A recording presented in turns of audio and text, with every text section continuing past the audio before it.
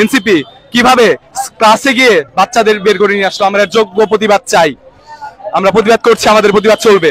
এর আগে বিন্দুবাসিনী থেকে হাজার হাজার রাজনৈতিক নেতৃবৃন্দ বের হয়ে গেছে। 1971 থেকে শুরু করে 2024-এর গণ অভ্যুত্থান, গতকালের যে কাহিনী ঘটলো আমরা এটা সুষ্ঠু জবাব চাই এনসিপির কেন্দ্রীয় নেতৃবৃন্দের কাছে। তারা এসেছিল, তারা জানতো না বিন্দুবাসিনী স্কুল এখানে আছে, তারা কিভাবে নিরালা মোড়ের মতো একটা জায়গায় তাদের অনুষ্ঠান করলো, আমাদের শ্রেণী কার্যক্রমে ব্যাঘাত ঘটেছে। আমরা যদি তাদের নামে মানহানির মামলা করি, বিন্দুবাসিনী কিন্তু কোনো নাম না, বিন্দুবাসিনী একটা ইমোশন। বিন্দুবাসিনী যদি একসাথে রুখে দাঁড়ায়, এর ছাত্র সংখ্যা কিন্তু অনেক, গুণে শেষ করতে পারবেন না। বিন্দুবাসিনীর দিকে ভুলে নজর দিবেন না। কোনো রাজনৈতিক ব্যক্তিবর্গ যদি এরপরে বিন্দুবাসিনীতে প্রভাব খাটাতে যায়, এর পরিণাম হবে ভয়াবহ। আমরা আজকে আমাদের স্পষ্ট বিবৃতি জানিয়ে দিলাম, বিন্দুবাসিনীর দিকে কোনো রাজনৈতিক দল এরপরে যাতে চোখ তুলে না তাকায়, সে যে দলই হোক।